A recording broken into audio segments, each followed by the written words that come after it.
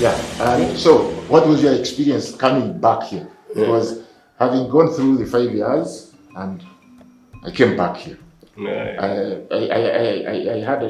was very lucky because I actually got a very good mentorship from WHS, the one and only.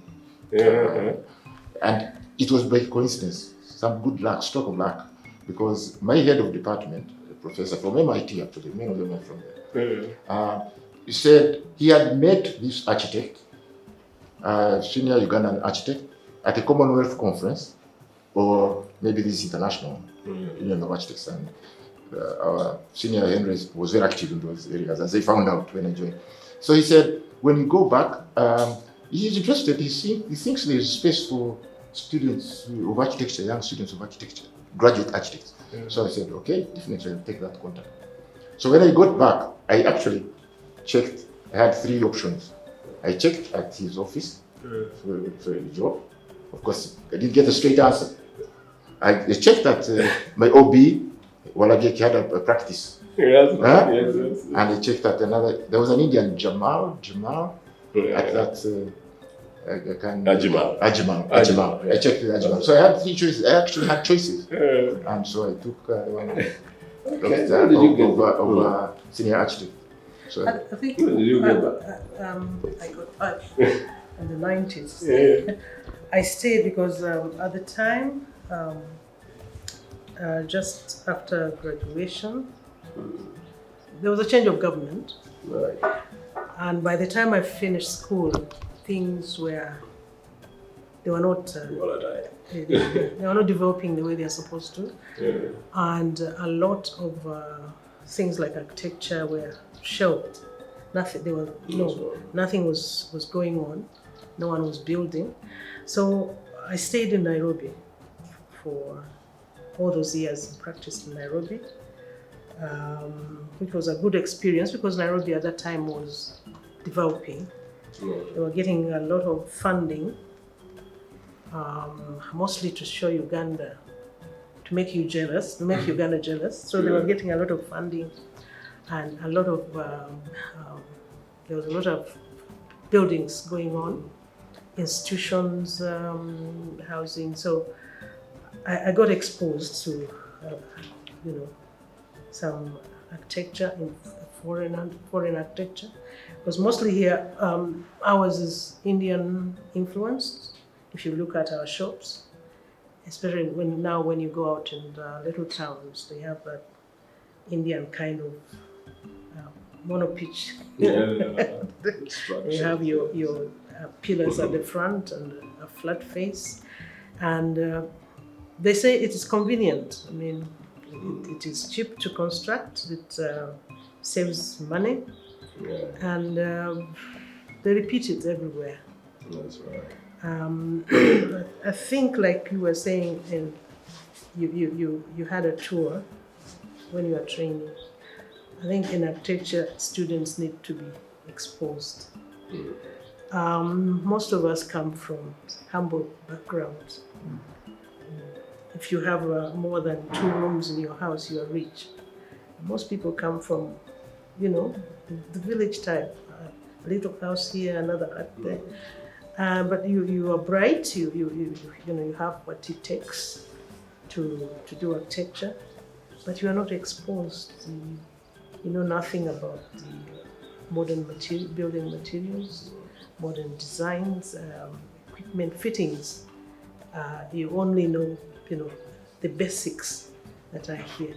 But I think in training, I don't know how they can put that into the program so that our students after first or second year, they can go out to more advanced, civilized or whatever, developed countries, stay there for a year or so, get into knowing what other people do so that they come back here and contribute more positively to our built environment. But coming back was interesting for me because, when I got back, like you said, there was hardly anything happening in the architectural profession. Yeah. And I tried to look for work when my program to go abroad aborted. I tried to look for work in the offices, and I found people literally sleeping on drawing boards. You know, those days we had drawing boards. You remember? And so then I saw a company called Rocco, because they had trucks running all over the place. And I was tired of idleness, so I walked in there and said, "Can I have a job?" And by some coincidence, one of the founding partners of Rocco was an architect. And he said, "Yeah, Max Roller." And he gave me a job. And I was pleasantly surprised to find a very well-equipped drawing office. And so I was heading that design section where we were doing a lot of turnkey projects. We were building houses for a lot of big people. And, coffee factories, all sorts of things. I even designed a caravan, for site engineers. I even did an extension to the president's house, then president, on Impala Avenue. And what was amazing was the first family was living in the house. When they were doing this was a military board at the time. And they were living in the house. I never met the president, but the first lady would come out and say hello to us. So I had an interesting time at Rocco. But then thereafter, I had friends who were saying, "Look, much as they're treating you very well there, you had better come out and start private." So that's how I got started into private practice. Coming back to Uganda, in 1996. Actually, I used to come home every year, almost every year, because it was a bit lonely in Europe. So I made sure I came home every year. And in my final year, in my fourth year, I went to Makerere University. I met with Dr. Nawangwe. I told him I was interested to come and teach. I don't know how I knew this, but I think, looking back, I know it was a calling, because why would a young person like that know? How could they know that they wanted to teach? I did not even reflect upon it. I just knew that's what I had to do. And I'm forever grateful to Dr. Nawangwe for enabling the space for me to join the teaching career. And I like to say, I do hope that I have made a great contribution. I've certainly been very happy in the profession. Some of the challenges that I met were that there were people who thought that I was coming from Europe and I perhaps was not suited to be teaching architecture in Uganda, in the African context. But my take on that was that architecture is really a way of thinking. It's not about teaching how to do African architecture. It's about thinking to solve problems. When you teach a person how to do African architecture, that's all they can do. But when you teach them how to think, then they can do anything.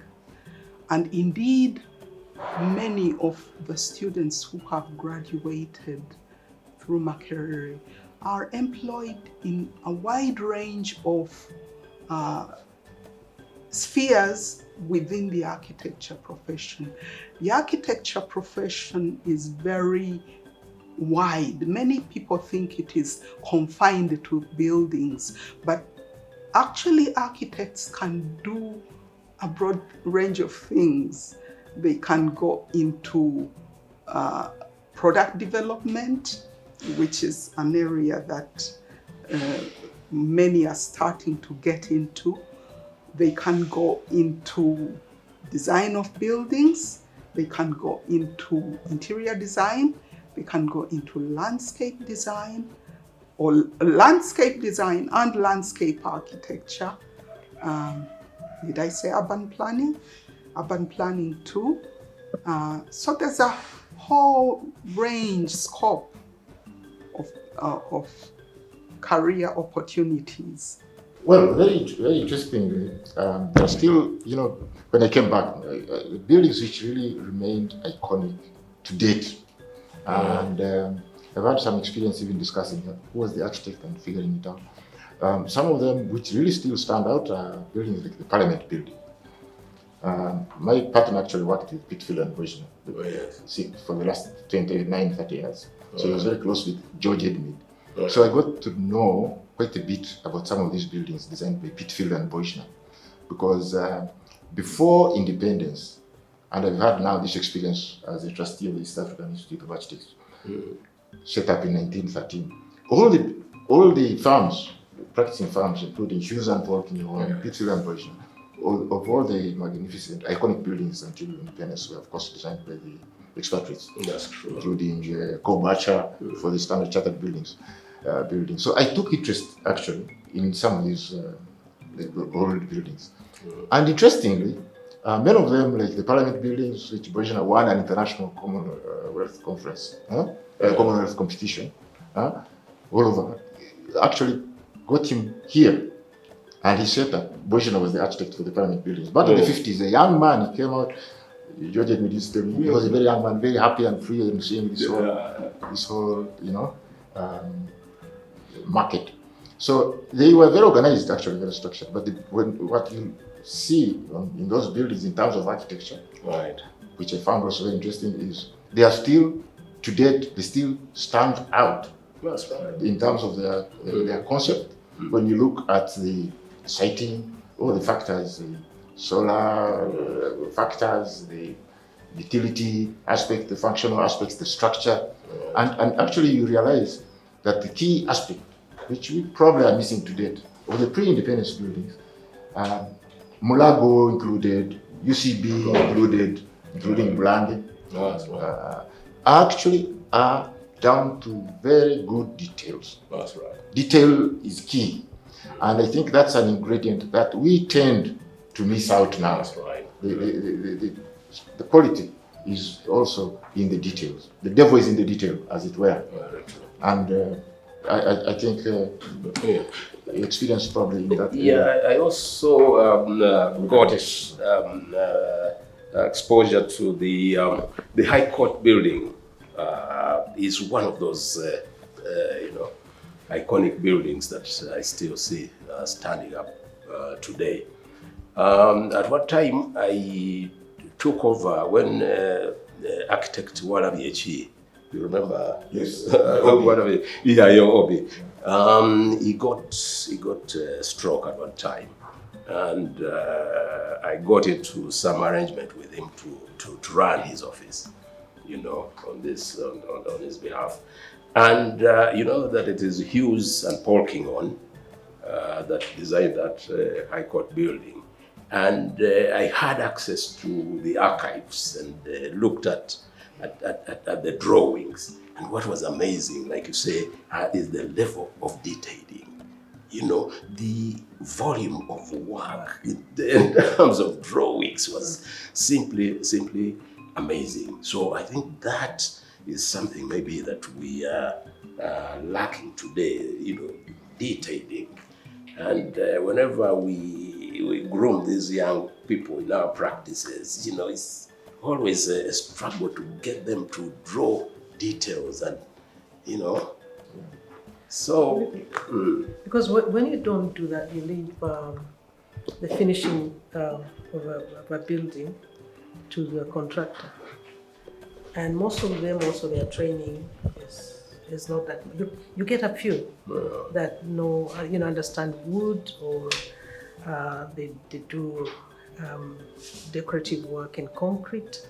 But a lot of time you find the way they finished off the door jabs, the way the window sills are sitting. It's because the contractor was not guided into how this should look, and also it boils down to, because a lot of time the clients take over from the architect.